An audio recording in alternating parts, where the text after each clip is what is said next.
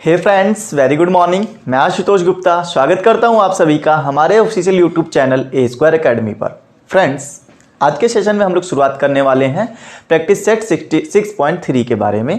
हालांकि ये जो सेशन है इस पहले भी हम लोग कवर कर चुके हैं, इसका आधा पार्ट हम लोग पहले कवर कर चुके हैं। ये आज नहीं कल ही जो है स्टार्ट कर दिया गया था 6.3 जिसमें कि हम लोगों ने 8 क्वेश्चन तक कंप्लीट किया था। आज हम लोग उसके आगे के क्वेश्चन करेंगे। 9 to 16 क्वेश्चन आज के सेशन में हम लोग कंप्लीट करेंगे। ओके फ्रेंड्स, तो पूरा सेशन मेरे साथ लगातार बने रहें और जानें कि आज के जो क्वेश्चंस आने वाले हैं सिलेबस के अंदर वो कैसे सॉल्व किए जाएंगे। आपके सिलेबस में जो यूपी एनसीईआरटी मैथ की बुक है उसको सॉल्व करवाई जा रही है। अभी तक हम लोग 6 लेसन तक सॉल्व कर चुके हैं। आगे के क्वेश्चंस हम लोग करते रहेंगे और आगे के जितने भी सॉल्यूशंस हैं वो सब आपको इसी तरह लगातार मिलते रहेंगे। और ये मिलेंगे तभी आपको जब आप लोग चैनल को सब्सक्राइब करके रखेंगे। तो चैनल को जितने भी लोग अभी तक सब्सक्राइब नहीं किए हैं सभी लोग एक बार चैनल को सब्सक्राइब करके रखें ताकि नोटिफिकेशन आपको तुरंत मिल सके। और दोस्तों, सेशन को स्टार्ट करने से पहले सभी लोग एक बार सेशन को शेयर कर दें।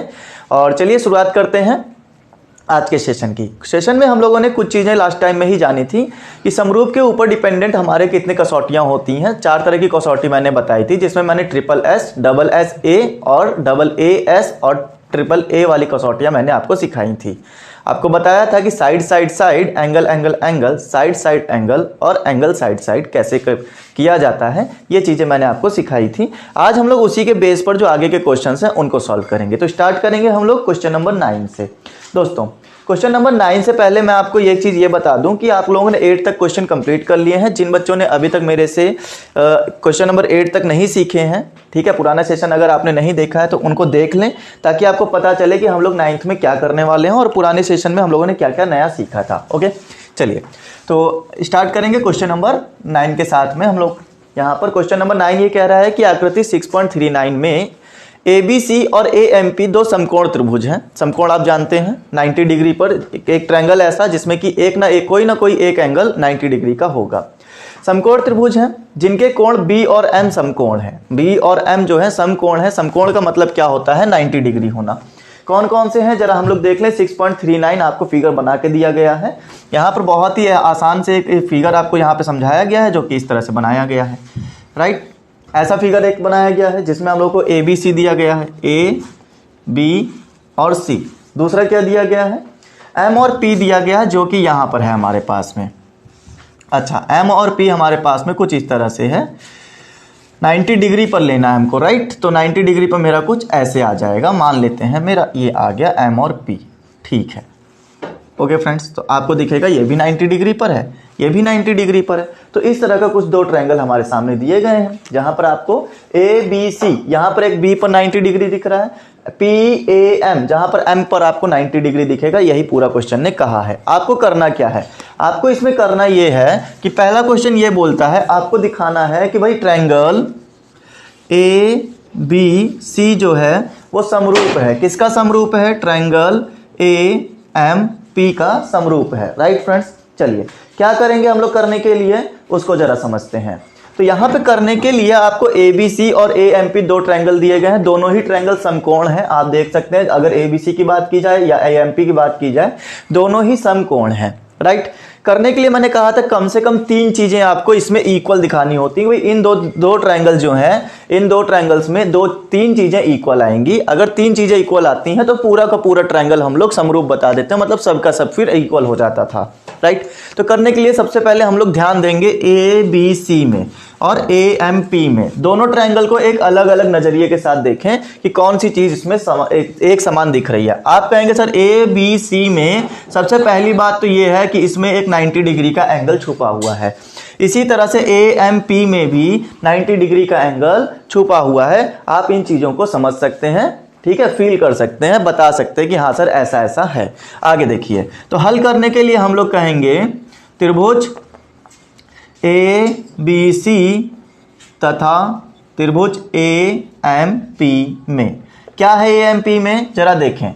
यहां पर हमने कहा कि आपके पास में एंगल ABC इक्वल होगा एंगल PMA का। क्यों? क्योंकि ये दोनों ही 90 डिग्री पर डिपेंडेंट करते हैं। राइट, दोनों ही 90 डिग्री हैं। ऐसा कैसे बोल दिया? ऐसा बोल दिया है कि भाई दिया है, उन्होंने खुद बोला है कि ये 90 डिग्री के हैं, समकोण हैं। उम्मीद करता हूं ये बात क्लियर हो गई होगी दोस्तों। आगे देखिए अब सॉरी, और क्या दिया जा रहा है अगर आप बहुत ध्यान से देखेंगे, अगर आप इसके ट्रायंगल्स को काट के रखें, ठीक है, एक छोटा छोटा ट्रायंगल मैं बगल में काट देता हूं। ये देखो, एक है ए बी सी और एक ट्रायंगल कुछ इस टाइप से बना दिया गया है, यहां पे 90 डिग्री दे दिया गया है ए पी और एम में, ठीक है, ये एम है आपका। हाँ, ये दो ट्रायंगल आपको सामने दिख रहे होंगे, अगर मैं अलग अलग काट के रखूं तो कुछ इस तरह से दिखेगा। आप कह चुके हैं कि सर यहाँ पर ए एम पी और ए बी सी ये वाला एंगल जो है इक्वल है। अब इसी तरह से आप ये भी देख रहे होंगे कि जो एंगल ए के पास में यहाँ पर, वही एंगल यहाँ पर भी ए के पास में है। क्या आप फिगर को फील कर पा रहे हैं? देखिए, P से लेकर A तक जाओ फिर M तक जाओ, एक ही बात है ना, वही लाइन जा रही है। यही दो लाइन की वजह से ये PAM बन रहा है और इन्हीं दो लाइन की वजह से ABC भी बन रहा है। आप देख पा रहे हैं? तो इसका मतलब ये हुआ कि भाई जब PAM बनाया तो भी वही एंगल यूज किया और जब ABC बनाया तो भी यही एंगल यूज किया। इसका मतलब ये हुआ कि जो एंगल A है ना वो हमारा दोनों के पास है। एंगल B से लेकर A तक जाओ फिर C तक जाओ और एंगल P से लेकर A तक जाओ फिर M तक जाओ, P से लेकर A तक गए M तक गए, ये दोनों ही क्या है? इक्वल हैं। और इक्वल वाली चीज को, जो एक ही चीज दोनों में होती है, उसको हम बोलते हैं उभयनिष्ठ है। ये हमने कैसे बोला? उभयनिष्ठ। जो बच्चे इंग्लिश मीडियम से वो लिख लें कॉमन एंगल है ये दोनों के पास है तो मतलब कॉमन हो गया। उम्मीद करता हूं ये बात, दोनों चीजें क्लियर हो गई। तीसरी चीज कौन सी आपको नजर आ रही है? हमने कहा था 3 चीजें होनी चाहिए, आपने 2 चीजें इक्वल दिखा दी, दोनों ही ट्रायंगल्स को अलग अलग काट कर। तीसरी चीज, अगर आप सभी भुजाओं पर ध्यान देंगे तो भुजा कोई भी इसकी बराबर नहीं मिलने वाली। एंगल इसके 3 एंगल इसके पास थे, 3 एंगल इसके पास थे, 3 एंगल में से 2 एंगल तो हमने दिखा दिए, तीसरा एंगल का कोई संबंध नहीं है। भाई ये वाला एंगल इस वाले एंगल का कुछ हो सकता है कि नहीं हो सकता है, कोई लेना देना नहीं है, ठीक है, किसी तरीके से आप नहीं बोल सकते।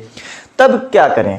तो आपको मैंने कहा था कंपलसरी नहीं है 3 होने चाहिए, मैंने कहा था हो सकता है तो 3 ले आना, ज्यादा से ज्यादा हिम्मत ये करना कि 3 ले आना। अगर 3 नहीं ला पा रहे हैं तो क्या किया जाए? फिर 2 से ही काम चला लिया जाए। यहाँ पे 2 चीजें दे दी गई हैं, अब इसको रफ कर लो, ठीक है, जो दिखाना था वो देख लिया। अब देखो, हम कह सकते हैं अतः त्रिभुज ABC समरूप है, त्रिभुज ABC समरूप है किसके? PAM का, त्रिभुज AMP का। कौन सी कसौटी से? 2 एंगल मिले ना एक जैसे, एंगल एंगल कसौटी से, एंगल एंगल कसौटी से समरूप है, ये बात हमको पता चल गई। राइट फ्रेंड्स, अब समरूप है तो इसका मतलब ये हुआ कि भाई इसके जितने भी पार्ट होंगे PAM के, वो ABC के सारे पार्ट्स के बराबर होगा। ये बात आप जानते हो कि नहीं, जरा बताओ। ठीक है, अब हमने ये साबित कर दिया कि भाई समरूप हैं। तो यहां पर आप जानते थे ना, समरूप होने की एक कंडीशन ये होती थी कि तीनों भुजाओं का अनुपात जो होता है समानुपात में होता है। आपका दूसरा क्वेश्चन इसी पर डिपेंडेंट है। आपका दूसरा क्वेश्चन ये कहता है कि CA upon PA is equal to CA upon PA BC upon MP, BC upon MP होगा। तो आप डायरेक्ट ऐसे लिखना, ठीक है। क्यों लिखोगे ऐसा? ऐसा इसलिए लिखा चूंकि ये हमारा क्या, यही हमारा आंसर भी है, यही हमारा आंसर है। हमने क्वेश्चन नहीं लिखा है, हमने आंसर लिखा है, ये डायरेक्ट दूसरे वाले का डायरेक्ट आंसर है। आप सोच रहे होंगे सर यही तो क्वेश्चन है, आपने लिखा क्या इसमें नया? CA कहां पर है? CA ये रहा। PA कहां पर है? ये रहा। मतलब ABC का CA ले लिया और PAM का PA ले लिया, ठीक है। इन दोनों भुजाओं का अनुपात वो बराबर है ABC का BC के अनुपात के और MP के अनुपात के, इस वाली अनुपात के। और आप चाहो तो तीसरी भुजा भी ले सकते हैं। तीसरी भुजा कौन सी? अब बची कौन सी तीसरी भुजा? यहां पर मैंने कहा तीसरी भुजा आपकी हो गई CA वाला हो गया, PA वाला हो गया, ये वाली हो गई और ये वाली हो गई, ठीक है। अच्छा, बच रही है AM इसके पास में, तो हमने कहा भाई ये CA था, हमने कहा AM ले लिया, ठीक है। अब उसके पास में कौन सा बचा था? BC हो गया था, CA हो गया था, बचा था AB, तो हमने यहां पर AB ले लिया। ये 3 भुजाएं हमारी हैं। क्यों है ऐसा? चूंकि हमें पता चल चुका है त्रिभुज ABC जो है वो समरूप है त्रिभुज PMA का।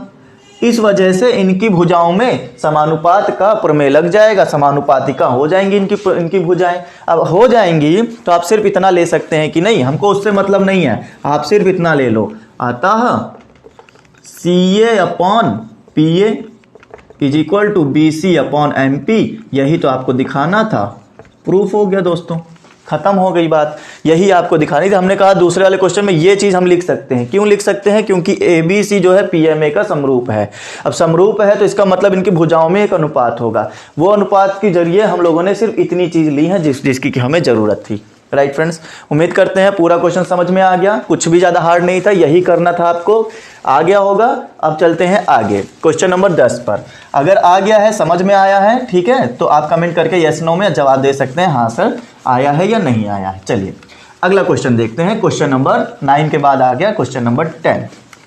दोस्तों समझते रहिएगा। जिन बच्चों को मैं बता दूं अगर उनको कुछ चीज नहीं आ रही है तो उनका सिर्फ एक बेसिक रीजन ये हो सकता है कि आपने पुराना सेशन नहीं किया है। 6.3 का पार्ट 1 रहा है उसको नहीं किया है। प्ले लिस्ट में जा सकते हैं आप लोग। चैनल का नाम आपको नीचे A² अकेडमी दिख रहा होगा। वहां क्लिक करके आप डायरेक्ट कहां जाएं? प्ले लिस्ट में जाएं। यूपी 10th की एक प्ले लिस्ट बनाई गई है। यूपी मैथ 10th की एक प्ले लिस्ट बनाई गई है। उसमें जाकर आप सबसे लास्ट वाला अगर चेक कर रहे हैं तो सबसे लास्ट वाला ही आपको पार्ट नंबर 1 मिल जाएगा। राइट, अगर आप ये सेकंड सेशन देख रहे हैं तो, अदरवाइज इसके बाद के सेशन अपलोड हो चुके होंगे तो लास्ट में नहीं बीच में कहीं मिलेगा, सर्च करके देखें। ठीक है, चलिए अगला क्वेश्चन देखते हैं दोस्तों। इन्होंने हमसे ये बोला है CD और GH क्रमशः एंगल ACB और EGF के ऐसे समद्विभाजक हैं कि बिंदु D और H क्रमशः त्रिभुज ABC और EFG के भुजाओं AB और FE पर स्थित हैं। बहुत अच्छी बात बोली है। आपको फिगर कहीं बना के दिया गया है क्या?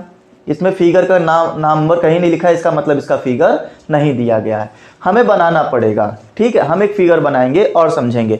इन्होंने कहा है एंगल AC और D जो है और G और H जो है ACB और EGF के ऐसे दो समद्विभाजक हैं, मतलब एंगल्स के समद्विभाजक हैं। आप जरा यहां पर एक ट्रायंगल बना लें, ठीक, और एक और ट्रायंगल बना लें। इन ट्रायंगल्स को फील करें और समझें।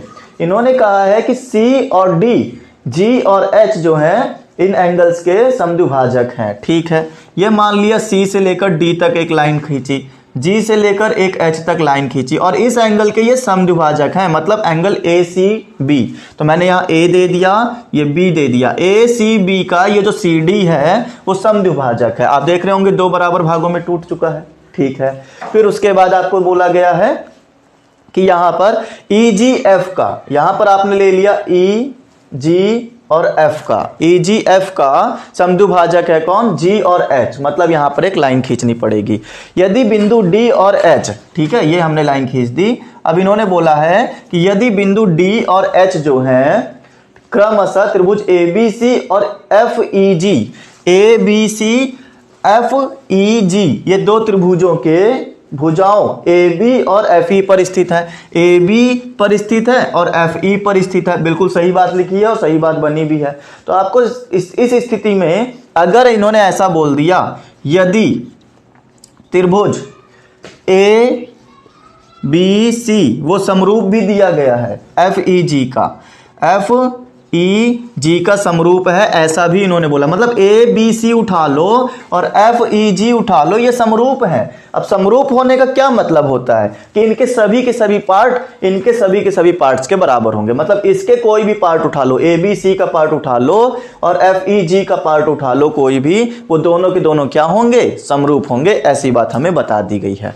बात क्लियर हो गई दोस्तों। अब आगे बढ़ते हैं और समझते हैं इन्होंने कहा क्या है। अब मेरे को एक बात बताओ जरा दोस्तों, अगर इसके सभी के सभी पार्ट इनके पार्ट्स के बराबर हैं, बात क्लियर, तो इनकी भुजाओं में अनुपात भी होना चाहिए। अनुपात होगा। अब अनुपात होगा तो हम अनुपात रखते हैं। जरा बात को समझें। यहां पर हमने ऐसा बोला कि भाई साहब यहां पर ये जो है AB या AC अपॉन में EG ले लो। ठीक है, तो चूंकि अच्छा पहले ये लिख लेते हैं, चूंकि हल लिख लो। हल चूंकि AC upon EG, AC upon EG ले लिया। अब आ गया BC अपॉन में FG आ गया और साथ ही साथ AB अपॉन में क्या आ गया? EF आ गया। क्या ये बात क्लियर है दोस्तों? आपको ये बताओ जरा। ये बात तो आपको पूरी तरह से समझ में आ गई होगी कि हाँ ये चीज कैसे आई है। उम्मीद है पूरी तरह से समझ में आ गया। अब देखो BC जो है, BC और FG जो होगा, यहां पर है BC और यहां पर है FG। ठीक। अच्छा, यूं हम समझाएं, अगर इन्होंने कहा था कि एंगल्स के समद्विभाजक है। अब एंगल्स के समद्विभाजक है मतलब यहां पर आधा एंगल और यहां पर आधा एंगल टूट गया होगा, यहां पर आधा एंगल और यहां पर आधा एंगल टूट गया होगा। क्या एंगल्स के जरिए आप भुजाओं का संबंध बता सकते हैं? जरा ये बताएं मुझे, एंगल्स के जरिए भुजाओं का संबंध निकाला जा सकता है? आपको कभी ना कभी तो बताया ही गया होगा कि यहां पर जो समान कोणों के सामने की भुजाएं होती हैं वो भी हमेशा समान होती हैं। ये बात आपको कभी बताई गई है? अगर आपको ना बताई गई हो तो हमेशा जान के रखें। अगर जैसे समद्विबाहु त्रिभुज होता है तो उसमें जो होता है दो भुजाएं समान होती हैं। अब दो भुजाएं समान है तो उनके सामने वाले कोण भी क्या होंगे? समान होंगे। अच्छा, इसी तरह से अगर हमारे पास में दो कोण समान है तो उनके सामने वाली भुजाएं भी समान होंगी। जब आप इसको देखते हैं तो आपको पता चलता है, क्या पता चलता है कि भाई दो ये जो है समद्विभाजित कोण है, ठीक है। CD ने इसको दो भागों में बराबर बराबर बांट दिया था। तो अगर ये बराबर है इस बराबर के, तो इसके सामने वाली भुजा हो गई AD और इसके सामने वाली भुजा हो गई DB। तो अगर मैं इसको ऐसे समझाऊं कि यहां पर AD बराबर क्या आ जाएगा? DB आ जाएगा, और उसके बाद में इसी तरह से HE बराबर क्या हो जाएगा? HF हो जाएगा। अगर आप ये बात समझ रहे हैं तो ठीक है। हालांकि अभी हमें ये नहीं पता है कि इसका काम आना है कि नहीं आना है, बट हम लोग अभी पहले ये लिख ले रहे हैं कि हमारे पास में है क्या क्या चीज। एक तो हमें पता चला कि अगर ये सर्वांगसम है मतलब समरूप है तो इनकी भुजाओं का अनुपात बराबर होगा, और साथ ही साथ हमें यह भी तो पता होता है कि इनके एंगल्स जो होते हैं, एंगल कौन सा हो गया? A, वो बराबर हो गया मान लीजिए एंगल E का। संगत कोण ले रहे हैं, इसका एंगल E हो गया, इसका एंगल C वाला, इसका एंगल G वाला बराबर हो गया, और इस वाले का एंगल जो है B वाला वो बराबर हो गया एंगल F का। इतनी बातें तो मेरे सामने लिखी हुई हैं जितना कि क्वेश्चन ने हमसे कहा था। क्वेश्चन ने कहा समद्विभाजित है, हमने समद्विभाजित लिख लिया। भाई C वाला एंगल इस वाले एंगल का बराबर होगा, ये वाला एंगल इस वाले एंगल के, जिसके जरिए इसके सामने की भुजाएं भी बराबर होंगी, ये भी बराबर होगा, ये हमने लिख दिया। अब आपको करना क्या? अब पहले क्वेश्चन में जरा फोकस करें। पहला क्वेश्चन क्या बोलता है? आपको प्रूफ ये करना है कि CD अपॉन में GH और आपको लेना है AC अपॉन में FG। ऐसा तभी पॉसिबल होगा। ये तो भुजाओं का अनुपात बता दिया है। CD कहां पर है? CD ये रहा, और GH कहां पर है? ये रहा। ये देखो माध्यिका और माध्यिका का अनुपात ले लिया। फिर उसके बाद में AC और FG कहां पर है? AC ये रही, FG कहां पर है? FG, F और G ये रहा, ठीक है। तो देखो इधर का ट्रायंगल लिया गया है और इधर का ट्रायंगल लिया गया है, जहां तक मुझे ऐसा नजर आ रहा है। अगर आप बहुत ध्यान से देखें तो आपको पूरा का पूरा ऐसे ही नजर आ जाएगा। अगर मैं यहाँ पर या तो ये ऐसे कर दूं, चलो रहने दो, कोई फायदा नहीं है, आप ऐसे ही रखो, ठीक है। अच्छा, अब क्या आपको लगता है कि इस वाले ट्रायंगल में और इस वाले ट्रायंगल में कुछ ऐसा है जो इसको समरूप बना सके? क्योंकि भाई समरूप होगा तभी आप ये लिख पाओगे, नहीं तो ये लिख नहीं पाएंगे। अब समरूप होने के लिए मेरे पास में है ऐसी बातें हैं जिससे कि मैं ये प्रूव कर सकता हूं कि होगा। अगर आप ध्यान से देखें तो चूंकि मैं ऐसा लिख सकता हूं, एंगल F जो होगा इस वाले का एंगल A का इक्वल होगा, एंगल F एंगल A का इक्वल होगा। मैंने लिया तो संगत था, यहाँ पर एंगल A जो है एंगल E का है, मैंने ऐसा बोला था, संगत लिया था। बट कंपलसरी तो नहीं होता ना कि संगत ही हो, इसका कोण बराबर हो। अगर मैं F को इधर E को इधर लिया तब मेरा संगत भी बैठ जाता। फिलहाल इसीलिए मैं यहाँ कराने जा रहा था कि F को इधर और E को इधर ले लो। फिलहाल उससे कोई फर्क नहीं पड़ता दोस्तों, आपको जिस चीज की जरूरत है उस चीज को आप ले सकते हैं, क्योंकि ये वाला पूरा का पूरा ट्रायंगल इस वाले के समरूप है। अब इसकी सारी भुजाएं इस वाले की सारी भुजाओं और इस वाले के सारे कोण इस वाले के सारे कोणों के बराबर रहेंगे। तो एंगल A जो है एंगल F का मैंने बराबर दिखा दिया। हाँ भाई, इस वाले ट्रायंगल का इस वाले ट्रायंगल से एंगल A और एंगल F के बीच में एक संबंध बता सकते हैं कि ये हमारे क्या है? समरूप, ये हमारे इक्वल आएंगे। क्यों आएंगे?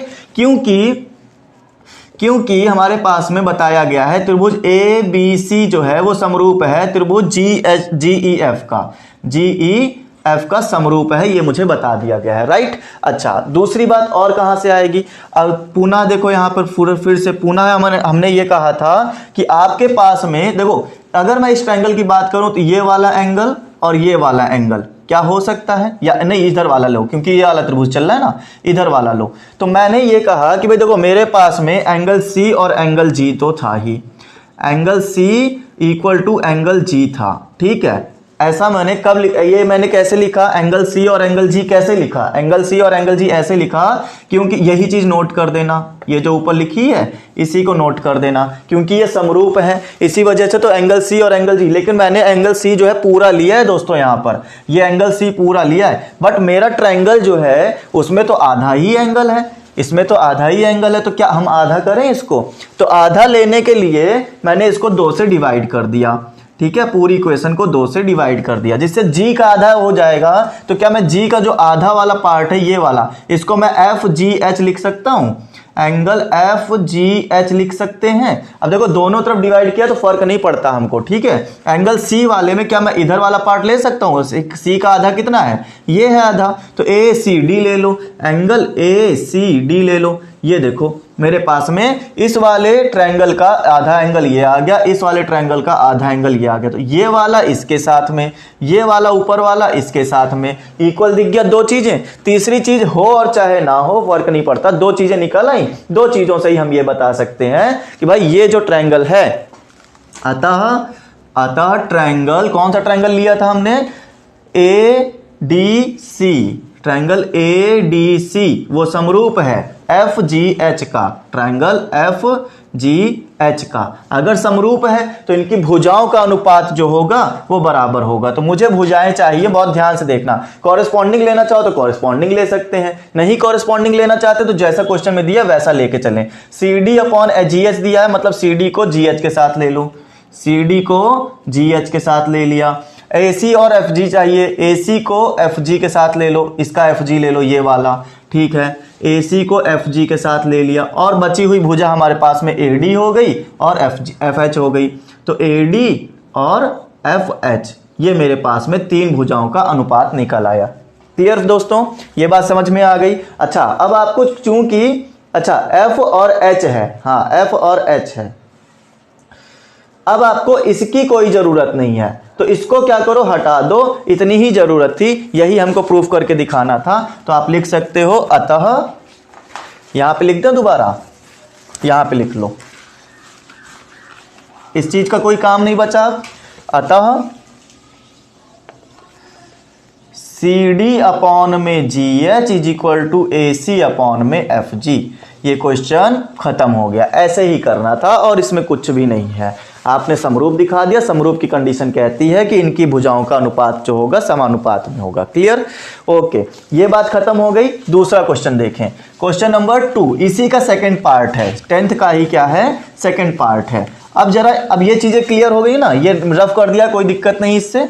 अब हमको यहां पर वैसी चीजें लेकर चलनी है जिससे कि हमारा काम चलेगा, देखते जाना। अब क्वेश्चन नंबर 2 में इन्होंने खुद कहा है कि आप ऐसे ट्रायंगल उठाइए, यहां से ले लेते हैं। क्वेश्चन नंबर 2 में इन्होंने कहा है कि त्रिभुज DCB समरूप है त्रिभुज HGE का, ई तो है ही नहीं, हाँ ई है ना, ये वाला है, हाँ ठीक है। अब आप जरा ध्यान से देखें, जो त्रिभुज दिया गया है क्या उनमें कुछ 3 चीजें इक्वल दिख रही हैं, 3 नहीं तो 2 इक्वल दिख रही होंगी, बिल्कुल। DCB ये वाला त्रिभुज हो गया, इस बार इसको रफ कर लो, कोई दिक्कत नहीं है, ठीक है, इन सब चीजों को रफ कर लो, क्लियर कर लो। हाँ अब देखो जरा सोच के, HGE मतलब ये वाला और ये वाला बिल्कुल वैसे ही चलना है दोस्तों। देखो अब इसमें आपको ये एंगल और इस वाले में आपको ये एंगल दिख रहा होगा, तो हम लिख सकते हैं त्रिभुज, अच्छा इसी को त्रिभुज DCB और HGE में, त्रिभुज HGE में क्या लिख सकते हैं हम, HGE में हम लिख सकते हैं एंगल E जो होगा वो हमारा एंगल B का इक्वल होगा। क्यों होगा, क्योंकि बुक ने कहा है कि ABC वाला जो है वो समरूप है त्रिभुज GEF का समरूप है। राइट फ्रेंड्स, ये बात हमने ऐसे लिख दी। दूसरा हमें पता है कि भाई यहां पर आधा एंगल इसका और आधा एंगल इसका, ये भी इक्वल होगा, बट हमें क्या पता है, हमें तो पता है ये पूरा एंगल है, हमें तो पता है ये पूरा एंगल हमने लिया है, सी और जी वाला पूरा एंगल इक्वल होगा। मुझे चाहिए आधा, तो मैंने कर दिया आधा। तो यहाँ पर जब सी और जी आधा इक्वल है तो इनके आधे आधे पार्ट भी क्या होंगे, इक्वल ही निकल कर आएंगे। तो यहाँ पर जो होगा सी का आधा हमें चाहिए ये वाला, तो हमने कहा ये वाला ले लो DCB। तो एंगल DCB इक्वल टू जी का आधा, ये वाला मत लेना, इसकी जरूरत है, इसको लो EGH, एंगल EGH। तो एक चीज यहां से मिल गई, दूसरी चीज यहां से मिल गई, दो एंगल हो गए हैं। अच्छा ये चीज कैसे आई, ये चीज हमारी आई इसी के जरिए, क्योंकि इन्होंने कहा था ये समरूप है। दो चीजें मिल गई हैं, एंगल, अतः हम ये लिख सकते हैं कि त्रिभुज ADCB दिया है, त्रिभुज DCB समरूप है त्रिभुज HGE का। खत्म बात। कौन से उससे, एंगल कसौटी से, एंगल कसौटी से समरूप है। क्लियर हो गई दोस्तों ये बात, उम्मीद करते हैं पूरी तरह से समझ में आया होगा। ठीक है, कुछ भी इसमें और बड़ी साइंस नहीं थी, खत्म हो गया है। नेक्स्ट क्वेश्चन देखिए, नेक्स्ट क्वेश्चन में भी आपको ऐसे ही चलना है, नेक्स्ट क्वेश्चन में आपको करना है DCA। क्या आप DCA कहीं देख रहे हैं इसमें, DCA बिल्कुल दिख रहा होगा ये वाला, ठीक है। उसके बाद HGF ये वाला, मतलब ये वाला और ये वाला आपको समरूप दिखाना है। भाई अभी तो करके आए थे, पहला वाला जो क्वेश्चन था उसमें HGF यही दोनों ट्रायंगल लिए थे हमने जिनको समरूप दिखाया था। क्या याद आ रहा है पहला क्वेश्चन? अगर आप पूरा वीडियो को रिमाइंड करके देखें, दोबारा से घुमा के देखें अगर, तो जो इसका फर्स्ट पार्ट था उसमें हमने यही दिखाया था कि ADC जो है वो हमारा HGF का समरूप है। यही चीज हमने प्रूफ करके दिखाई थी। अगर आपको याद आया हो तो बोलो यस सर। तो अब मैं दोबारा नहीं कराने वाला हूं इसका थर्ड पार्ट, आप बिल्कुल उसी तरीके से चलिएगा जैसे हमने फर्स्ट पार्ट किया है, आपको समझ में आ जाएगा। हाँ ये बात तो वैसे ही है जैसे हम लोगों ने पहले वाले क्वेश्चन में की थी। ओके फ्रेंड्स, चलिए अगला क्वेश्चन देखेंगे। क्वेश्चन नंबर 11 क्या कहता है। क्वेश्चन नंबर 11 में हमारे पास में आकृतियां दी गई हैं 6.40 में AB इक्वल टू AC दिया गया है वाले समद्विबाहु त्रिभुज है। याद रहे समद्विबाहु है, दो भुजाएं समान हैं। ठीक है, चलिए तो दो भुजाएं समान हैं, उनको कैसे करना चाहिए। दो भुजाएं समान, देखो फिर से वही बात आ गई, आपको यहाँ दो भुजाएं समान दे दिया गया है, मतलब कहीं ना कहीं एक हिंट है आपके पास कि उनके दो एंगल जो होंगे आमने सामने के वो भी बराबर होंगे। ठीक है, जैसे अभी मैंने इस क्वेश्चन में बताया था, ऐसी चीजों को ना निकाल कर रख लिया करो कि हाँ ऐसा हो सकता है कहीं ना कहीं काम आ जाए। अच्छा, आकृति 6.40 में AB इक्वल टू AC वाले एक समद्विबाहु त्रिभुज ABC की बढ़ाई गई भुजा CB पर स्थित बिंदु E है। ठीक है, यदि AD पैरेलल है किसका, पैरेलल नहीं है सॉरी, परपेंडिकुलर है BC का, और EF जो है परपेंडिकुलर है AC का, तो सिद्ध कीजिए कि त्रिभुज ABD और ECF समरूप होंगे। दोस्तों पढ़ने को तो पढ़ दिया है बट अभी आपको समझ में नहीं आया होगा, राइट। आपके पास बुक होगी तो भी आप कंफ्यूज हो गए होंगे। हालांकि नीचे फिगर दिया हुआ है, बहुत बेहतरीन फिगर समझाया गया है, आप समझ सकते हैं। यहां पर एक ऐसे दे दिया गया है और एक यहां पर भुजा दे दी गई है कि आपके पास में A, B और C जो है एक ट्रायंगल था जिसमें से ABC की बढ़ाई गई भुजा CB, तो CB को हमने इधर आगे बढ़ाया, वहां पर कहीं ना कहीं E था। ठीक है, अब E से जो है आपने एक बिंदु E है। ओके, ये बात क्लियर हो गई। AD परपेंडिकुलर है BC पर, AD BC पर परपेंडिकुलर है A से लेकर D तक, मतलब 90 डिग्री पर है ये AD। ठीक है, उसके बाद में EF जो है वो AC पर परपेंडिकुलर, मतलब E से लेकर एक F पर डाला जा रहा है जो कि AC पर परपेंडिकुलर है, मतलब मैंने यहां से एक लाइन डाली जो कि F पर गई, E से लेकर F पर गई और ये मेरी क्या है, परपेंडिकुलर है। क्लियर इतनी बात। और ध्यान रहे कि ये जो AB और आपका AC जो है ये हमारे पास क्या है, दोनों के दोनों समद्विबाहु हैं, मतलब दोनों के दोनों बराबर आएंगे। ओके, क्वेश्चन समझ में आ गया कैसे बनाया गया है। यहाँ पर AD जो है BC पर परपेंडिकुलर है, EF जो है आपका AC पर परपेंडिकुलर है, ये बात आपको बता दी गई है, 90 डिग्री पर होंगे।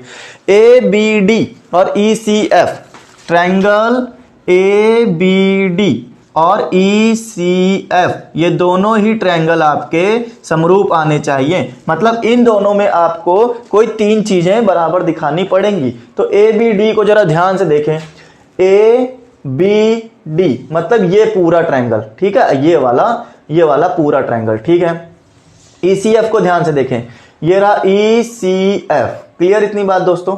उम्मीद करता हूं ये पूरा ट्रायंगल जो मैंने आपके सामने लाइन खींची, ये बात पूरी क्लियर हो गई होगी। आप देखते ही बता सकते हैं सर इस वाले ट्रायंगल में, पहली बात तो ये 90 डिग्री पर होगा, और इस वाले ट्रायंगल में जो नीचे पड़ा हुआ है ECF वाला, इसमें एक 90 डिग्री होगा। तो हमने कहा ठीक है, हल हम लोग शुरू करते हैं।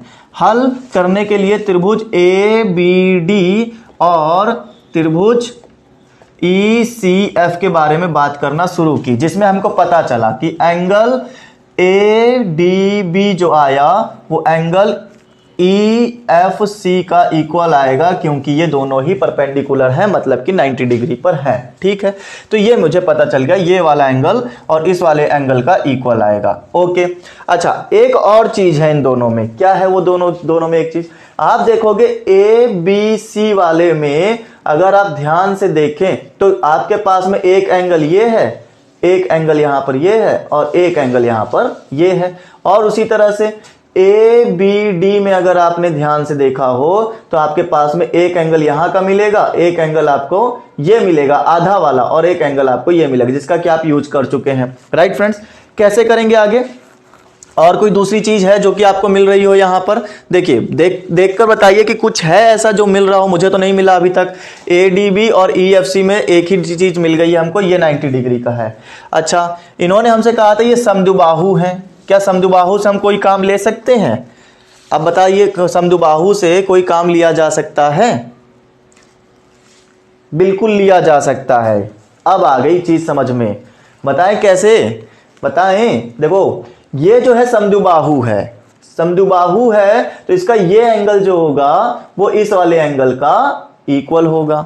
बात क्लियर है? आप देखो मैं करना क्या है, एक चीज ये लिख के रख लो अपने पास में, ठीक है, ये हमें दिया है, समीकरण 1 मान लो। आगे, अब इसके आगे क्वेश्चन कैसे करना है, चूंकि इन्होंने कहा है कि AB जो है वो हमारा AC का इक्वल है, समद्विबाहु है। अब समद्विबाहु है, समद्विबाहु त्रिभुज, समद्विबाहु त्रिभुज,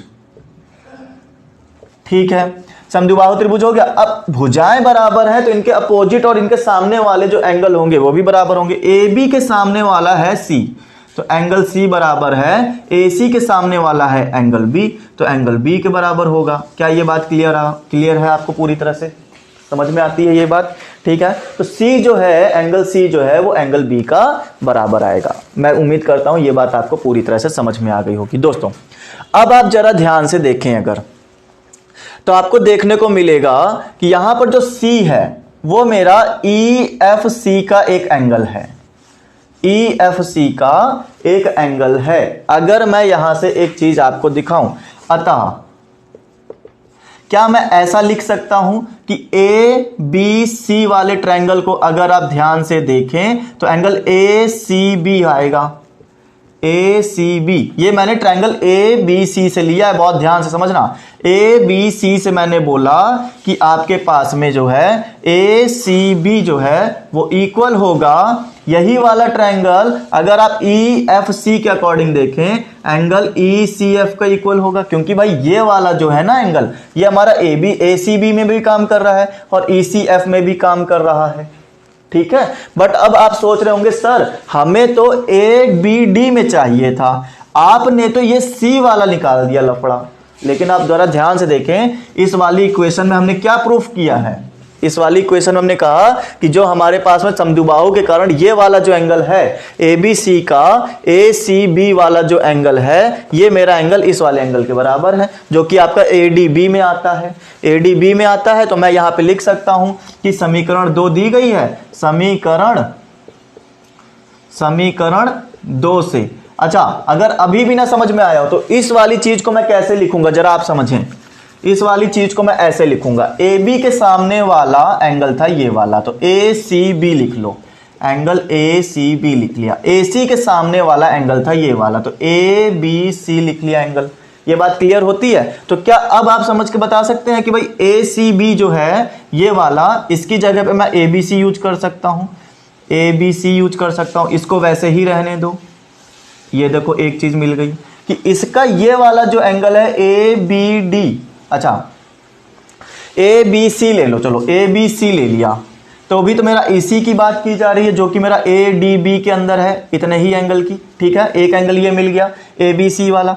उसके बाद ECF वाला ले लो, ECF, क्या बात क्लियर हो गई? मतलब इस ट्रायंगल का ये वाला एंगल और इस ADB वाले का ये वाला एंगल, दोनों ही एंगल बराबर आएंगे, ठीक है। ये बात मुझे समझ में आ गई। तो एक चीज यहां से आ गई, एक चीज यहां से आ गई, दो कोण तो मुझे मिल गए हैं। क्या तीसरी और कोई चीज है जो मिल रही हो? मिल रही हो तो अच्छी बात है, नहीं मिल रही है तो भी अच्छी बात है, क्योंकि दो से ही हमारा काम चल सकता था। तो हम लिख सकते हैं अब अतः त्रिभुज ए, क्या प्रूफ करना था?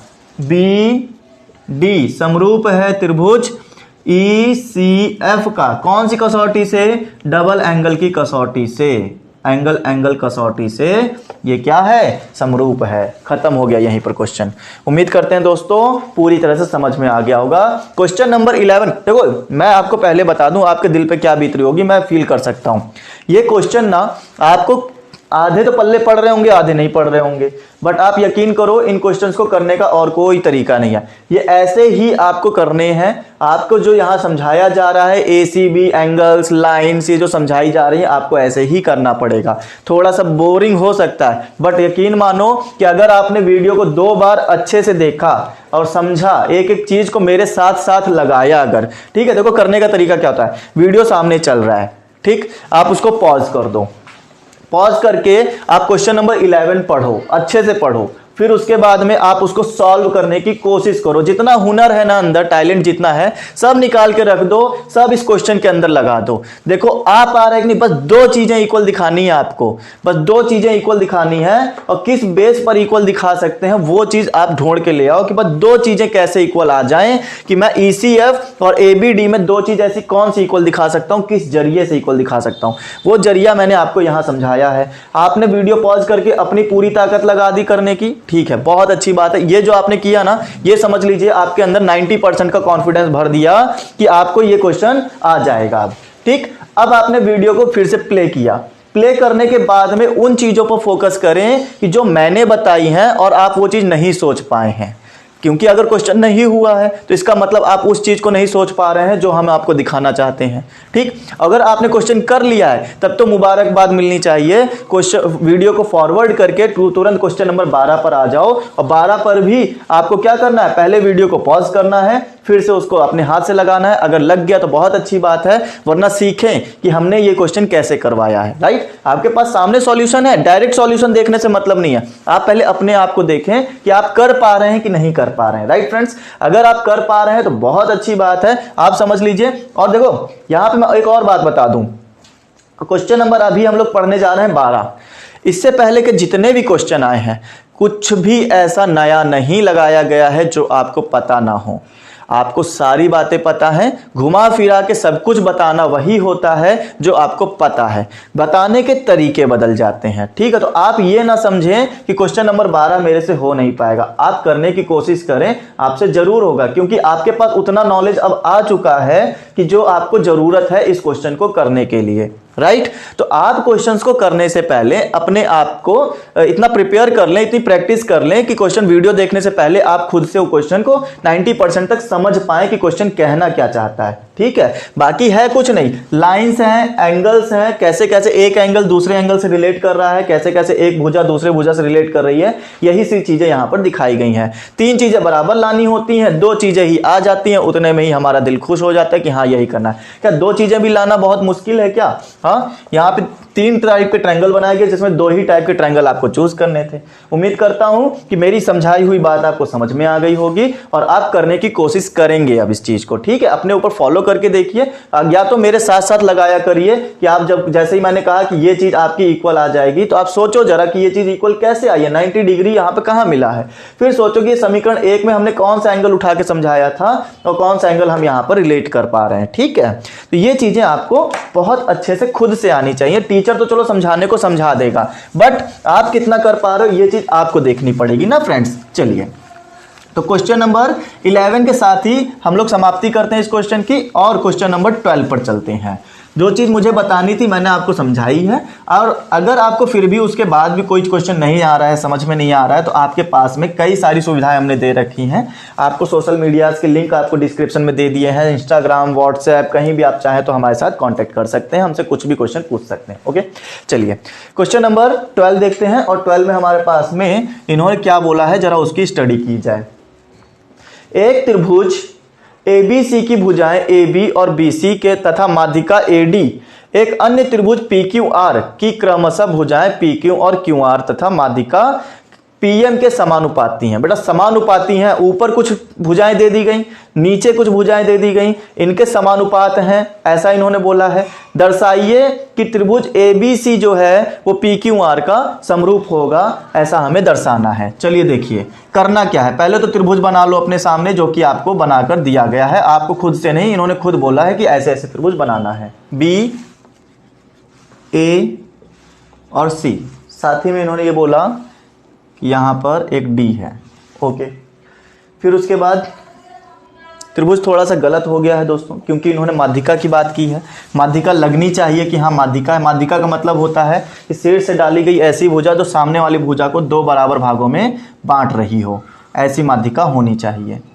तो जैसे कि मैंने यहाँ से एक माध्यिका डाल दी, ये आपको नीचे वाले दो भाग लगभग बराबर दिख रहे होंगे। स्केल से मेजर करके नहीं बनाया है, इसलिए थोड़ा बहुत ऊपर नीचे दिख सकता है।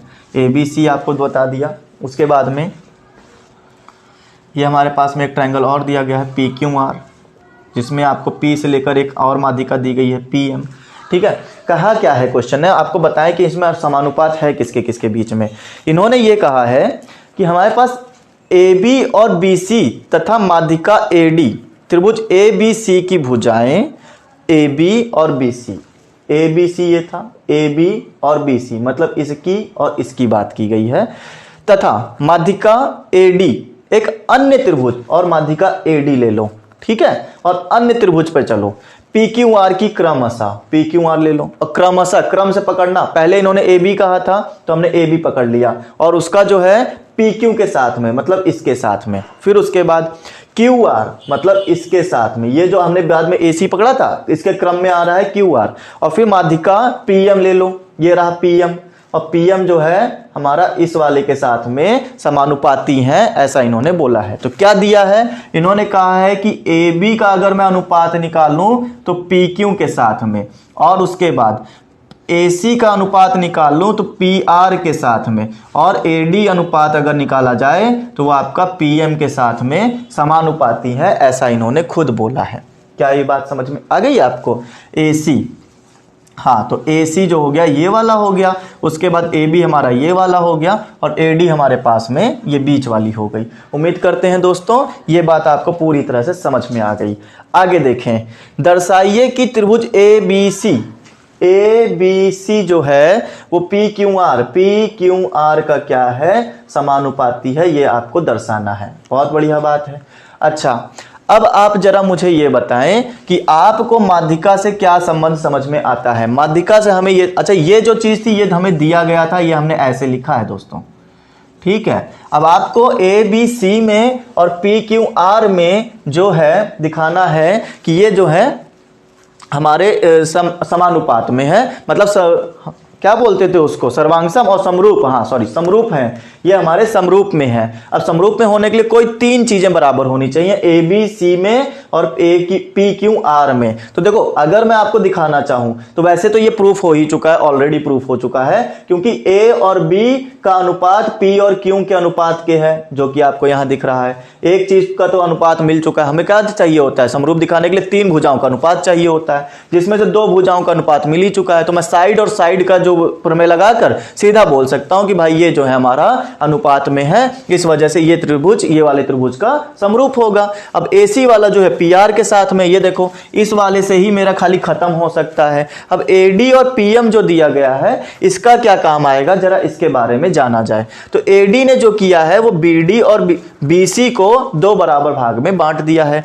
QR ने जो किया, PM ने जो किया है वो QR को क्या कर दिया है, दो भाग में बांट दिया गया है। इसको करने के लिए आप लोगों को यहां पर यह जानना पड़ेगा कि BD जो है वो DC का बराबर आएगा। क्यों? क्योंकि AD जो है वो इसकी माध्यिका है। माध्यिका का मतलब क्या होता है कि ये जो जहां पर भी पड़ रही होगी उस वाली भुजा को दो बराबर भाग में बांट रही होगी, मतलब BD और DC को दो बराबर भाग में बांट रही है। इसी तरह से PM जो होगी सामने वाली भुजा पे गिर रही है तो QM और MR को QR को जो है QM और MR में दो बराबर भागों में बांटेगी, क्योंकि ये माध्यिका है, बिल्कुल मध्य में आकर गिरती है। ये बात आपको जान लेनी चाहिए। माध्यिका का रोल बहुत बड़ा है। यहां पर हम लोगों को देखना चाहिए माध्यिका BC को जो है हाफ हाफ बराबर भागों में बांट रही है और QR को भी बराबर भागों में बांट रही है। इससे कुछ ना कुछ फायदा मिलेगा। इस क्वेश्चन में करने के लिए माध्यिका का ही जो नाम लिया गया है इसी का एक बेस रूल है, ठीक है, जो कि हमारा यहाँ पर मिल तो कहीं नहीं रहा है, मिल कहीं नहीं रहा है, क्योंकि हम लोगों को लगता है कि भाई कुछ ना कुछ मिस्टेक हुई है। AB और PQ का समानुपात है, BC और QR का समानुपात है। तो यहां पर जो आपने ये वाला कर दिया है ना दोस्तों, हम लोगों ने ये वाला जो कर दिया है AC का समानुपात PR के साथ में ले लिया, ये गड़बड़ हो गई है, ठीक है। बुक में इन्होंने कहा है ये चीज गलत नोट हो गई है, जिसकी वजह से हमें यहां क्या लिखना चाहिए, BC का समानुपात QR के साथ में है, BC का समानुपात QR के साथ में। इस जरिए से हमें पता चलेगा कि भाई जो BC है ना, ये वाली और ये वाली जो QR है इसका समानुपात है, ठीक। अब इससे समानुपात का मतलब मैं इतनी देर से यही तो समझाना चाहता हूं कि माध्यिका जो है हमारे पास में, यहां पर माध्यिका जो है ये माध्यिका दो बराबर भागों में इसको बांटेगी। अब दो बराबर भागों में बांटेगी तो BC का अगर मैं आधा करूं, ठीक है, BC का अगर मैं आधा करूं, मुझे प्रूफ क्या करना है, ABC और PQR ये हमारे समरूप होंगे, ऐसा मुझे बताना है। तो अगर आप देखें यहां पर AB का अनुपात आ गया मेरे साथ में PQ के साथ में, ओके, BC वाला आ गया QR के साथ में, ये भी ठीक है। अब AD वाला आया है PM के साथ में, जो कि AD अगर ना आकर AC और PR आ जाता तो पूरी बात बन जाती, लेकिन ऐसा तो हुआ ही नहीं, ठीक है। अच्छा, अब इसका यूज कैसे किया जाए जरा बात को समझना। इसका यूज हम ऐसे कर सकते हैं, BC का आधा कर दो, अगर BC का अगर आधा कर दिया जाए तो या तो ये भुजा और या तो ये भुजा मान ली जाएगी। तो हमने कहा AB upon PQ is equal to BC का आधा कर दिया और QR का भी आधा कर दिया, जिससे कि हमें क्या पता चलेगा, आप जरा क्वेश्चन को समझें, जिससे कि हमें यह पता चला कि AB अपॉन में PQ आ गया और BC का आधा, ये BC का आधा मतलब मैंने ले लिया सिर्फ BD को, तो ये मैंने BD ले लिया। उसके बाद में आ गया QR का आधा मैंने ले लिया QM को, तो QM ले लो या MR ले लो, फर्क नहीं पड़ता। अगर आप इधर का ले रहे हो तो इधर का ही ले लो, कॉरेस्पॉन्डिंग चल जाएगा, ठीक है, वो काम ठीक रहेगा। तो AD और PM हो गया। इसके होने से क्या हुआ, जरा इस बात को समझे दोस्तों। ये करने से क्या हुआ, आधा आधा हमने ले लिया, माध्यिका का यूज कर लिया, जो माध्यिका इन्होंने बोली थी उस बात का यूज कर लिया। इसके करने से हमें क्या पता चला, इसके करने से हमें यह पता चला कि AB और PQ ले लो, AB और PQ ले लिया, BD और QM ले लो, BD और QM ले लिया, और आपके पास AD और PM का रेशियो आ गया। आप फील कर पा रहे हैं कि आपने सिर्फ और सिर्फ इस वाले ट्रायंगल की बात की है, इतने छोटे वाले ट्रायंगल की बात की है, PMQ और ABD की बात की है, इस वाले ट्रायंगल की तो बात की ही नहीं है। क्या ये बात फील हो पा रही है आपसे, आप बताएं जरा। अगर ये बात इतनी समझ में आ रही है आपको, तो अब आप यहां पे ये लिख सकते हैं, अतः हमारे पास में त्रिभुज ABD वो समरूप है त्रिभुज PMQ का। ये बात हमें समझ में आ गई। इतनी बात क्लियर हो गई हो तो बोलो ठीक है सर, ये बात तो बहुत अच्छे से समझ में आई है, ठीक है।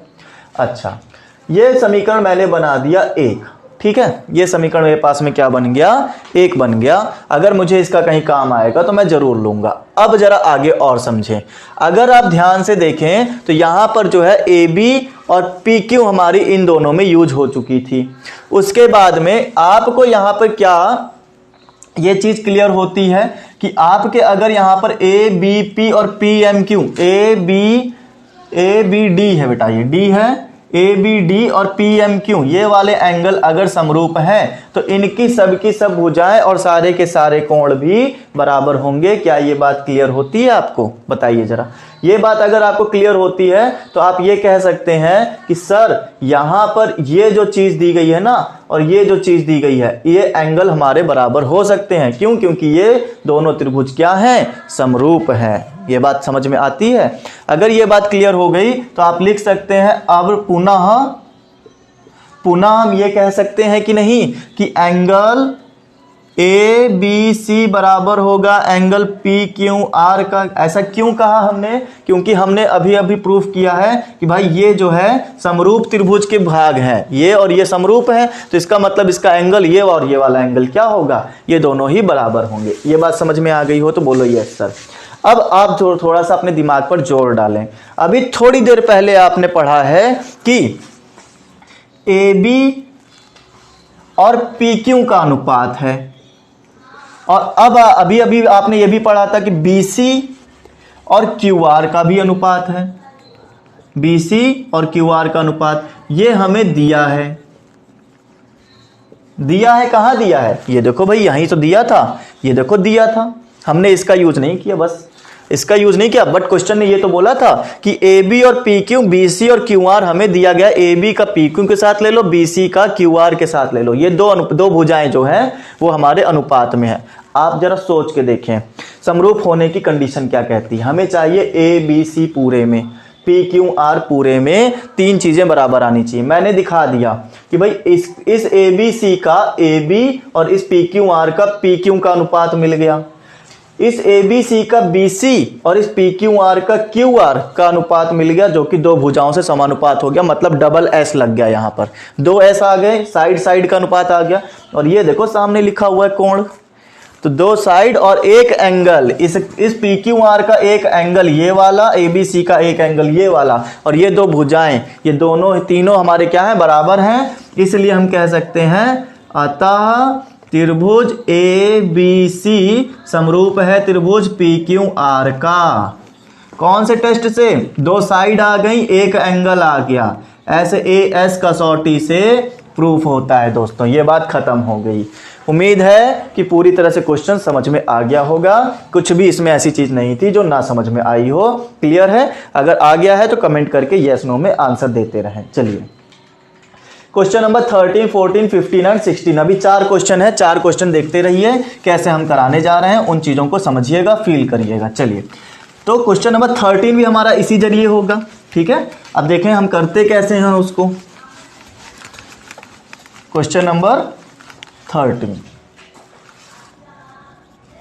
क्या बोला है इसने बोला है कि एक त्रिभुज ABC की भुजा BC पर एक बिंदु D इस प्रकार स्थित है कि ADC और BAC, पहले तो भाई बना लो, ABC में जो बिंदु D है वो BC पर इस प्रकार स्थित है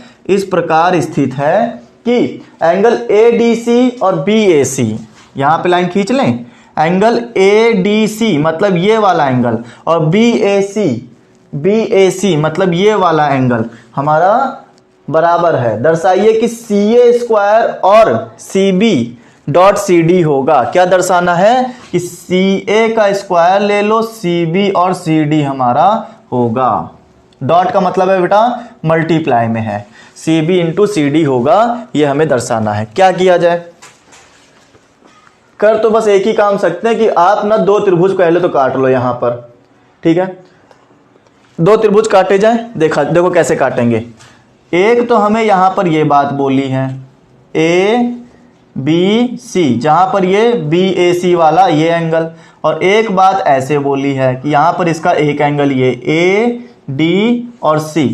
अच्छा, यहां पर अगर मैं आपको दिखाऊं कि प्रूफ क्या करना है तो आप इसको प्रूफ ये कर सकते हो, CA dot CA, CB dot CD, CD को इधर ले आओ, CA को उधर ले चलो, CA अपॉन CD और CB अपॉन में CA, ये प्रूफ करना है। कुल मिला के बात इतनी है, दो भुजाओं का समानुपात प्रूफ करना है। बात अगर आप समझ रहे हो तो, और दो भुजाओं का समानुपात तो हम पूरे एक्सरसाइज में ही करते आए हैं, इसमें कुछ नई बात तो है नहीं। तो हम लोग इन दो भुजाओं के समानुपात की बात करेंगे। ठीक है, और वो समानुपात तब होगा जब ये समरूप होंगे। समरूप होने के लिए हमें यहाँ पर दिखाना पड़ेगा कि इसकी कोई दो चीजें, कम से कम दो चीजें बराबर हैं। दो चीजें आप बहुत आराम से दिखा पाएंगे। तो त्रिभुज ABC तथा त्रिभुज ADC में आप देख पा रहे हैं क्या बराबर है। हमने ये कहा कि भाई पहली बात तो इन्होंने खुद दी है कि एंगल BAC और एंगल ADC बराबर है। ये कैसे पता चला, ये इन्होंने दिया है। ठीक है दोस्तों, उसके बाद में अगर आप फील करें तो ADC में AC आती है और ABC में भी AC आती है, तो मतलब AC बराबर AC हो गया। ये बात क्लियर हुई। तो ये हमारा क्या है, उभयनिष्ठ है। उभयनिष्ठ है मतलब कॉमन है। दो ही चीजें आ गई, ज्यादा मच नहीं करने का है। आपको क्या करना है, अब खाली यहां पर कह देना है त्रिभुज ABC ये समरूप है त्रिभुज ADC का कौन से उससे, तो एक मिला कोण एक मिली भुजा, मतलब एंगल और साइड से ये क्या है, एंगल साइड कसौटी से ये हमारा प्रूफ हो गया कि ये भाई क्या है, हमारा हो गया। ठीक है, समरूप हो गया। अच्छा, और क्या कर सकते हैं जरा इसके बारे में। अब हमें ये प्रूफ करना, अब चूंकि ये समरूप है, ये दोनों ही क्या है, समरूप है, तो इनकी भुजाओं के अनुपात होगा कुछ ना कुछ। अब अनुपात होगा तो उस अनुपात को सेट किया जाए। अनुपात किसी संगत कोण में ही, संगत भुजाओं में ही नहीं होता है, कहीं भी ले सकते हैं। तो हम इसका अनुपात कुछ इस प्रकार से लेंगे। वही देखो तो जाना, यहां का मैंने लिया CA और यहां का लिया CD, तो मैंने इसको सेट कर लिया। CA को CD के साथ अनुपात ले लिया। ठीक है, इसके CA को इसके CD के साथ अनुपात ले लिया। फिर उसके बाद में अब मैंने यहां का CA ले लिया था, उसके बाद में मैंने ले लिया यहां से CB, यहां से CB ले लिया और यहां से हमने ले लिया CA को। ठीक है, तो इस वाली भुजा का इस वाली भुजा के साथ अनुपात दिखाया, इस वाली भुजा का इस वाली भुजा के साथ अनुपात दिखाया, बची हुई ये वाली जो भुजा है वो इस वाली भुजा के साथ अनुपात दिखाएगी। तो हमको पूरा नहीं चाहिए, हमको सिर्फ इतना ही चाहिए। ठीक है, अच्छा, मैंने ये पता कैसे किया कि नहीं मुझे इसके अनुपात में यही चाहिए। अगर आप करने बैठोगे तो आगे पीछे ले लोगे, हो नहीं पाएगा। मैंने इस बात पे ध्यान दिया बेटा, मैंने CA लिया इस वाले का, CD लिया इस वाले का, फिर CB लिया यहां से और CA लिया यहां से। इस तरह से मैंने दिमाग लगा के काम किया। अब ये चीज हमारी आराम से आ जाएगी, क्योंकि CA को इधर भेजो, CA को CA के साथ मल्टीप्लाई होगा, CA स्क्वायर आ जाएगा। तो आप ये कह सकते हैं कि सर ये तो हो गया CA स्क्वायर, ये हो गया CB.CD। यही तो हमें प्रूफ करना था। खत्म हो गई बात। उम्मीद करते हैं दोस्तों पूरी तरह से चीजें समझ में आ गई होंगी, कुछ भी हार्ड नहीं था। ये चीज प्रूफ करने के लिए हम लोगों ने दो ट्रायंगल की सहायता ली, तीन चीजें मैंने प्रूफ करके दिखा दी, दो चीजें यहां निकाली हैं इक्वल, दो ही चीजों से हमारा काम हो गया। क्वेश्चन नंबर 14 देखिए फटाफट, वो भी ठीक है।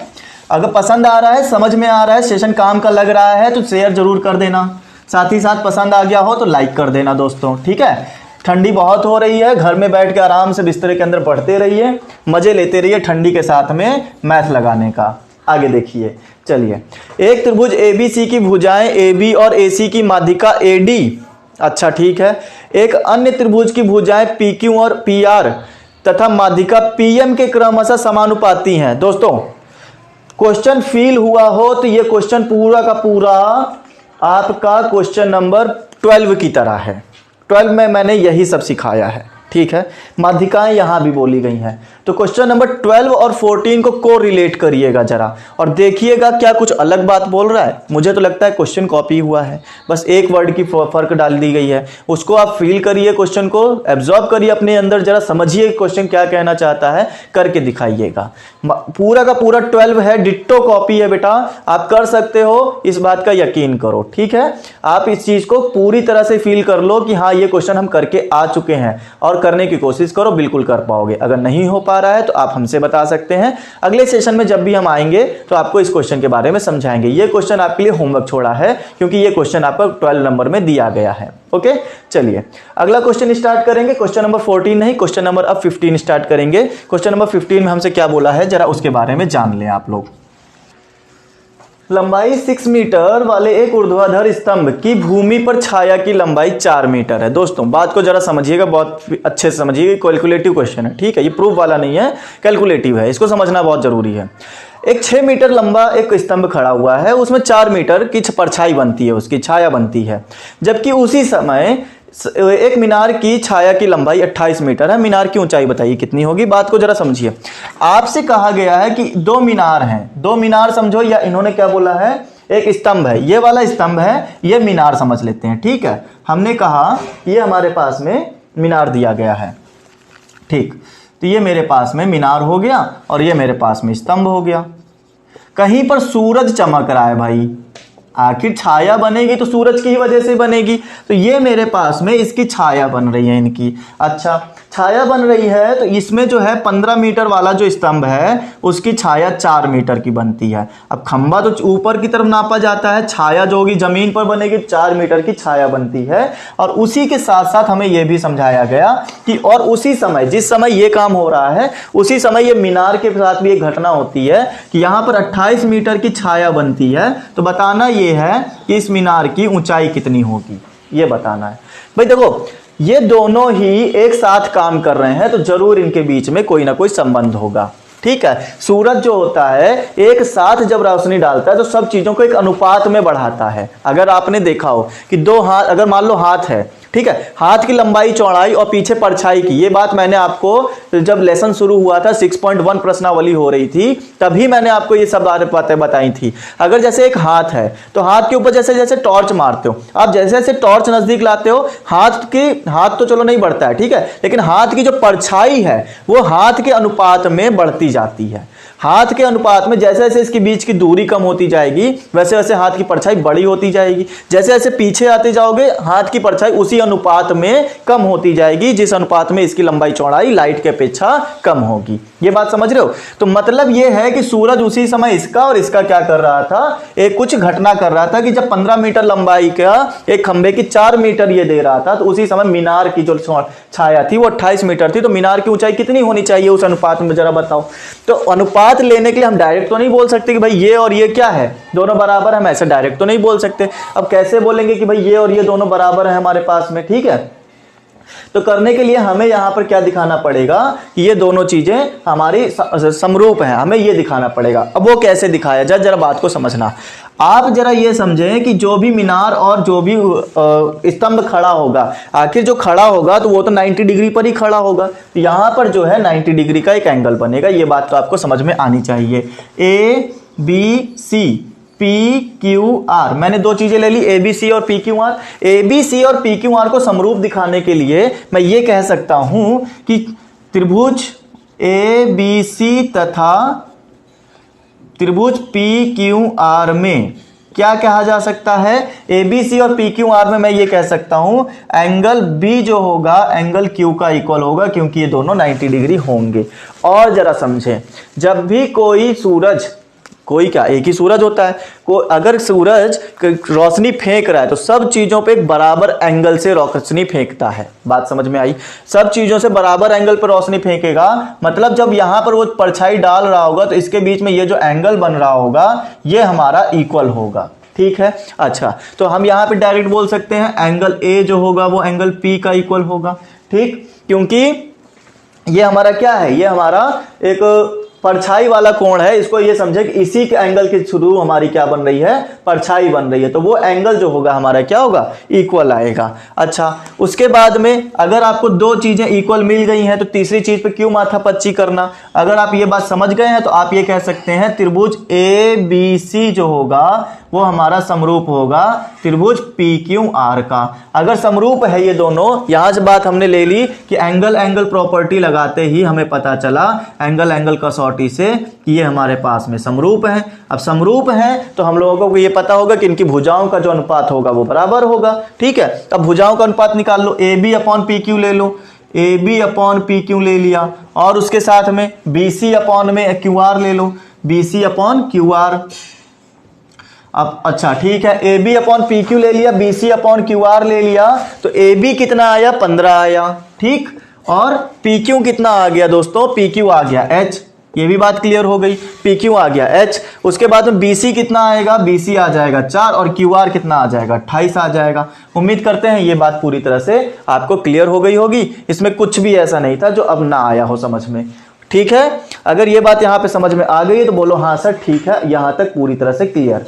अच्छा, आगे देखिए क्या करना है हमें। यहाँ पर जो हमें दिया गया है कुछ मिस्टेक दी गई है क्या दोस्तों, यहाँ पर मुझे लग रहा है हमने कुछ मिस्टेक कर दी है डिजिट्स नोट करने में। हमारे पास में 6 मीटर लंबाई वाले ऊर्ध्वाधर स्तंभ हैं, 6 मीटर लंबाई वाला ऊर्ध्वाधर स्तंभ है, और उसके बाद में 4 मीटर की लंबाई बनाता है। छाया, मीनार की छाया 28 मीटर है। हाँ, ये बात तो क्लियर हो गई, मीनार की छाया 28 मीटर है। यहाँ पर ये बात समझ में आ गई। ठीक है, आगे देखिए, आपको बस h निकालना है। अब तो h निकाल लो। यहाँ पर हमारे पास में हो गया 6 × 28/4 इज इक्वल टू h को उधर ले गए, बाकी सब इधर ले आए। 4 से काटा 7 बार, 7 छंग 42। h कितना आ गया? h आ गया मेरे पास में 42 मीटर का। तो h मेरी 42 आ गई है, बात खत्म हो गई। यहाँ पर मेरे पास में मीनार की जो ऊंचाई हमने h ली थी वो मेरी कितनी आ रही है? 42 मीटर की आ रही है। ये बात हमें यहाँ पर पता चलेगी। Clear friends? चलिए आगे देखें, क्वेश्चन नंबर 16 क्या बोल रहा है, जरा उसको समझते हैं। इस बार 16 में फिर से प्रूफ करने वाला वही सब आ गया है। ठीक, यही एक कैलकुलेटिव क्वेश्चन मिला था जिसको आपको समझना चाहिए था और करना चाहिए। आप याद रखें, जब भी कोई चीज अनुपात में होती है, जिनकी भुजाएं अनुपात में हो, तो वो हमारे क्या होते हैं? समरूप होते हैं। ये बात आपको मैंने लेसन के शुरुआत में ही बताई थी, जब 6.1 शुरू की थी। ठीक है, जब ट्रायंगल चैप्टर शुरू किया था तभी मैंने आपको ये चीज समझा दी थी। चलिए अब आते हैं एडी और पीएम। त्रिभुजों एबीसी और पीक्यूआर क्रमशः माध्यिकाएं हैं। ठीक है, त्रिभुज ए बी सी, त्रिभुज पी क्यू आर की माध्यिकाएं हैं एडी और पीएम, एडी और पीएम। ठीक है दोस्तों, उसके बाद में जबकि त्रिभुज एबीसी और पीक्यूआर समरूप भी हैं। ठीक है, त्रिभुज एबीसी और पीक्यूआर समरूप भी हैं, तो हमको क्या करना? अब देखो, समरूप है तो इसका मतलब ये हुआ कि AB का अनुपात PQ के साथ में, BC का अनुपात QR के साथ में और AC का अनुपात PR के साथ में होना चाहिए। साथ ही साथ यहाँ पर एंगल A जो होगा एंगल P का होगा बराबर, एंगल B जो होगा एंगल Q के बराबर होगा और एंगल C जो होगा एंगल R के बराबर होगा। ये बातें मुझे सिर्फ इतनी बात से पता चल जाती है कि जब ये समरूप होगा तब इतनी बातें आ जाएंगी। ये बात समझ में आ गई? AB का PQ के साथ, BC वाले का PQR के साथ में, AC वाले का PR के साथ में, एंगल A एंगल P के साथ, एंगल B एंगल Q के साथ, एंगल C एंगल R के साथ में बराबर होगा। ये बात हमें क्लियर हो गई। सिद्ध क्या करना है? सिद्ध ये करना है कि AB के अपॉन में PQ ले लिया जाए और AD के अपॉन में PM ले लिया जाए। ये सिद्ध करना है। एडी और पीएम मतलब मेरे पास में कहीं ना कहीं इस ट्रायंगल के साथ में ये ट्रायंगल को समरूप दिखाना पड़ेगा, तभी तो हमारे पास में इनके ये जो AB के साथ में PQ और AD के साथ में PM आ रहा होगा, तभी तो आ रहा होगा ऐसा। तो मुझे कुल मिला के बात इतनी समझनी चाहिए कि मेरे पास में ये वाला ट्रायंगल हमें लेके चलना है, या तो आप इस वाले और इस वाले ट्रायंगल को ले लो। ठीक है दोस्तों? अच्छा, इस वाले को लेके कोई फायदा नहीं है क्योंकि हमारा AB और PQ नहीं ला पाओगे। अगर ला भी लिए, क्योंकि ये और ये हमारा समरूप है। कुल मिला के बात इतनी है, चाहे आप इसको ले लो चाहे इसको ले लो, दोनों जरिए से आ जाएगा। मुझे इतना फील हो गया है। ठीक है, चलिए करना क्या है, देखिए ये जो है ये माध्यिका है। माध्यिका है, सामने वाली भुजा को दो बराबर भाग में तोड़ेगा। ठीक है, तो हम यहां पहले ही लिख ले रहे हैं, चूंकि यहां पर जो हमारी BC होगी, ये जो BC होगी ये मेरा BD का 2 गुना होगा, या फिर यूं लिख लिया जाए कि BD प्लस DC होगी। BD और DC को जोड़ दिया जाए तो BC टोटल आ जाएगी। और आपको पता है कि ये जो BD है ना, ये BDC के बराबर आएगी क्योंकि 2 बराबर भाग में टूटा हुआ है माध्यिका की वजह से। तो हम यहाँ के ये कह सकते हैं कि DC जो है वो मेरा BD के बराबर है, तो मैंने यहाँ पर BD रख लिया। ठीक है दोस्तों, चलो भाई, उसके बाद में इसको हमने ऐड कर दिया 2BD, तो मेरे पास में BC की वैल्यू इतनी आ गई। इसी तरह से आप ये कह सकते हो, इसी प्रकार मेरे पास में ये हमें QM चाहिए, क्योंकि इस त्रिभुज का BD निकल आया, इस त्रिभुज का QM निकाल लो। ये QM डबल होगा, किसका डबल होगा? QR का। तो QR का डबल है कौन? QM। ये बात क्लियर? ये सब किसके जरिए बताया जा रहा है? माध्यिका के जरिए बताया जा रहा है। अच्छा, यहां पे देखेंगे आप तो ये देखो, ये दी गई है समीकरण 1। ठीक है, समीकरण 1 को जरा उठाओ बेटा। समीकरण 1 से जरा सोचो क्या हो सकता है। समीकरण 1 से ये हो सकता है कि AB अपॉन में PQ और जो BC है ना, वो BC हमारा 2BD है और QR जो है वो 2QM है। इसी तरीके से AC जो है और PR जो है उससे फर्क नहीं पड़ता, ये से ये काट दिया। ठीक है, और समझो जरा बात को।